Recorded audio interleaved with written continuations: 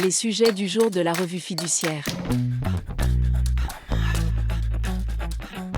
Premier sujet de notre JT. Rupture conventionnelle, conséquence d'un dol du salarié. Un salarié demande à conclure une rupture conventionnelle en faisant part à son employeur d'un souhait de reconversion professionnelle dans le management. La rupture conventionnelle est signée. Quelques mois plus tard, l'employeur apprend que le salarié a créé une société concurrente avec d'anciens salariés et que ce projet était déjà abouti avant la signature de la rupture conventionnelle.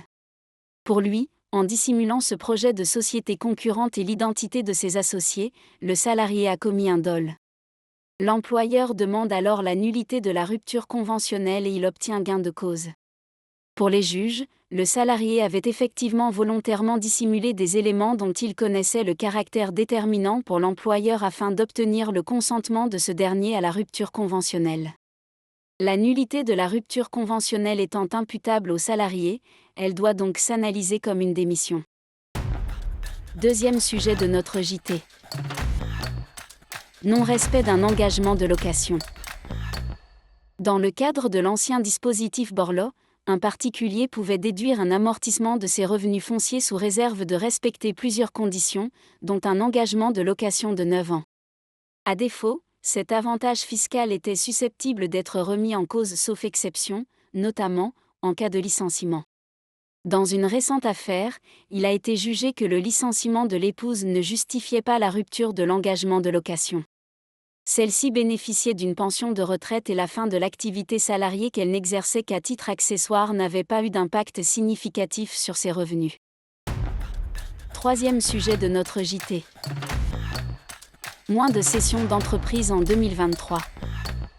D'après l'étude « Vente et cession de fonds de commerce bilan 2023 », réalisée par Altares et rendue publique le 11 juin dernier, les transactions ont reculé de 2,5% l'an dernier par rapport à 2022, avec 30 920 transactions contre 31 700.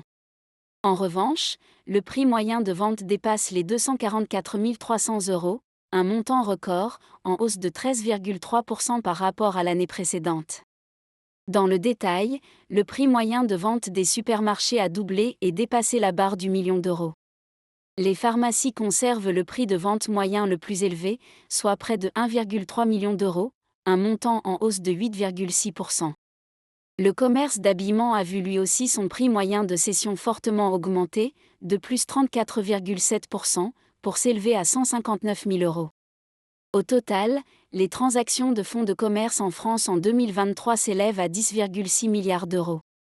Et la majorité d'entre elles, 92%, concernent des TPE, pour l'essentiel des micro-entreprises de moins de 3 salariés.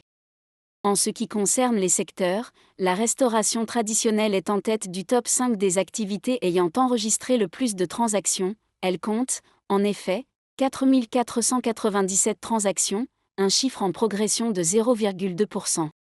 Elle est suivie de la restauration rapide, des débits de boissons, des boulangeries et pâtisseries et de la coiffure. Ces deux derniers secteurs accusent, cependant, un net recul, moins 22% pour les boulangers, moins 14% pour la coiffure.